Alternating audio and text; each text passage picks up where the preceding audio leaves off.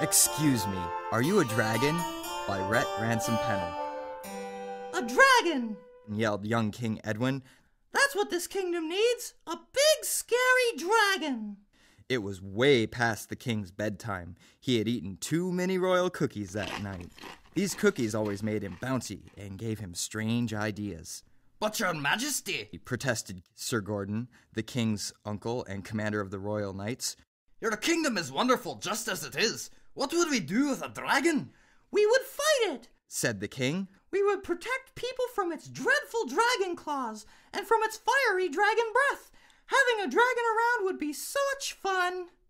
Sir Gordon didn't think it sounded very fun at all. Uncle Gordon, Proclaimed King Edwin. I command you to find a dragon who will attack my kingdom. He was king. That meant he got to boss his relatives around. The next morning, Sir Gordon mounted Sturdy Roger, his best horse, and rode off in search of a dragon. He tried to imagine all the excitement a dragon could bring to the kingdom, but all he could think about were the burnt houses, roasted fields, and toasted villagers being eaten for lunch. He said he would do his best, but secretly, Sir Gordon hoped he wouldn't find a dragon. For many days, Sir Gordon searched the countryside. Sometimes he stopped and asked the people where he could find a dragon. Sometimes they would look at him strangely. Sometimes they would laugh at him. Sometimes they would try to talk him out of it. They would tell him horrible stories about what dragons could do. Nobody knew where a dragon was or where one could be found. Nobody wanted to know until... A dragon? Asked a farmer when Sir Gordon stopped to give Sturdy Roger a rest. I don't know if it's a dragon, but I hear there's something big and dark and scary sneaking around the woods just beyond the next town. Sir Gordon thanked the farmer and rode off. He was so excited that he rushed past the town and was deep into the woods before he remembered to be a little scared. This was a dragon he was looking for after all. Then something big and dark and scary crawled out from behind some trees. Sir Gordon remembered to be very scared. Excuse me, Said Sir Gordon in a voice sounding as brave as he could make it. are you a dragon? Heavens, no, I'm an ogre. Said the creature. Good grief, why do you really want to find a dragon? They're horrible. Sir Gordon told the creature about the king's idea for keeping a dragon. Yikes, Said the ogre. sounds like your king has been eating too many cookies. Maybe you would like an ogre in his kingdom instead. I could live on the bridges, make horrible noises, and eat goats. Sir Gordon scrunched his face up in disgust. Why would the king want that?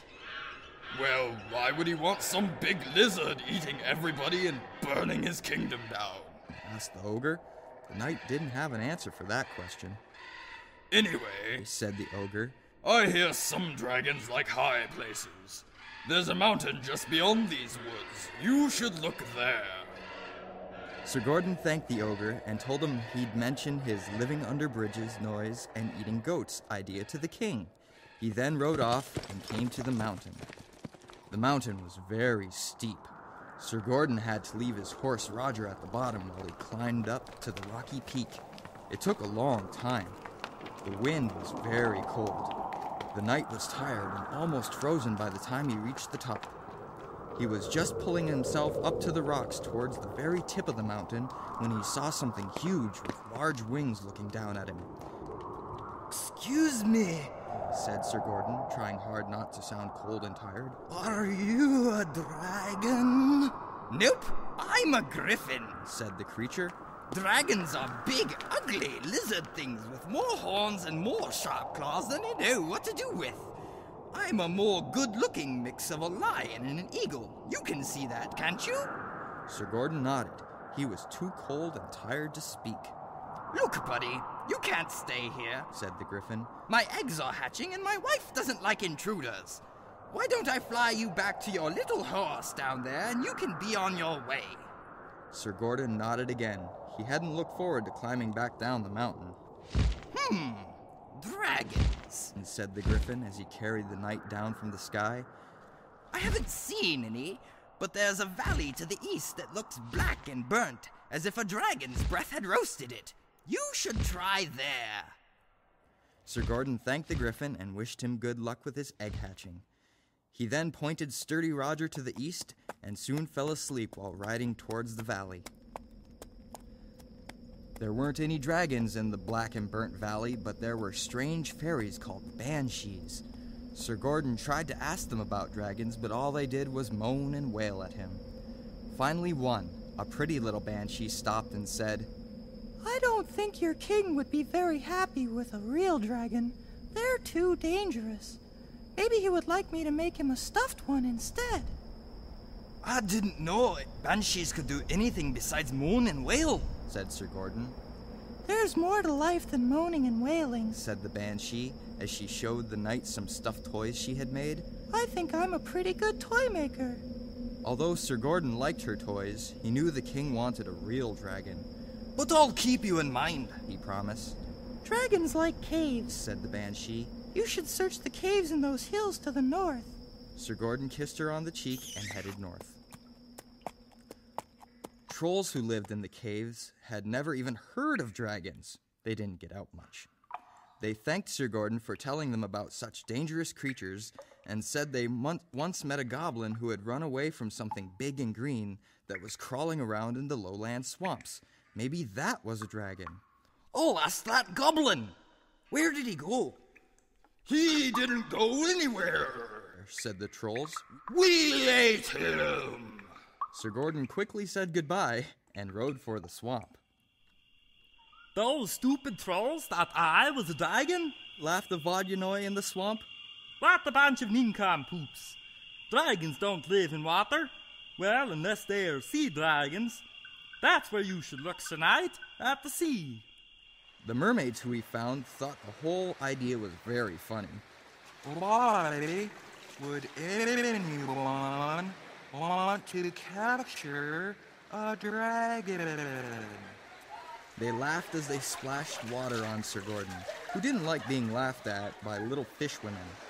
Sturdy Roger was getting seasick, so the knight rode back to land without even a clue as to where he should look next. But he kept hunting since he was a royal and hard-working knight who was always trying to do his best. He left no stone unturned. He hunted in cold places. He hunted in hot places. He hunted in very, very strange places, but wherever he went, the story was the same. No dragons at all. Finally, Sir Gordon couldn't hunt anymore. He was tired and lonely and far, far away from home. I hope my nephew will understand, he sighed. I have done my best, but I just can't find the dragon. Please take ours, the king of another land said. You want a dragon? There's one in my kingdom just up the road. The huge lizard is burning and eating everything in sight. We're leaving to build another kingdom far away, and we're fed up with dragons. If you want ours, you're welcome to him. At last, cried Sir Gordon. He leapt on sturdy Roger and charged towards the near kingdom, but slowed to a trot as he entered the kingdom. Sir Gordon remembered how scared he was. He didn't really want to find a dragon. And then he saw a dragon. Excuse me, said Sir Gordon, trying hard not to sound absolutely terrified. Are you a dragon? Oh, yes, hissed the dragon. What do you want, my crunchy little knight? My nephew, His Majesty King Edwin, invites you to attack our kingdom so he can have fun defending it from you. You're inviting me to attack his kingdom? The dragon asked in amazement. Why, that's the best thing that's ever happened to me. No one has ever invited me anywhere. He danced around with excitement. You won't be sorry. I'll do my best work ever. I'll burn and destroy your land so well that no one will ever know there was a kingdom there. When do you want me to start? Sir Gordon then realized how stupid he had been. He loved King Edwin so much he would get him anything he asked for, but he loved his nephew too much to get him a dangerous, ferocious dragon. We'll send you a letter when we're ready to be attacked, said Sir Gordon, leaping on to sturdy Roger. Stay here so we know where to address your letter. Okay, said the dragon. but make it soon. There's nothing left to eat here. I'll starve if I stay too long. But I'm so excited by your invitation that I'll risk it right soon. We'll let you know when we're ready, called Sir Gordon as he raced sturdy Roger away from the city as fast as he could go. He knew that it would be many years before the kingdom would be ready for a dragon attack. The dragon would have starved to death by then. Sir Gordon felt he was being rather sneaky, but he was saving his kingdom and his nephew, the king. On his way back home, Sir Gordon picked up the Banshee, who was also a toy maker. And King Edwin was happy with the dragon he finally got. The end.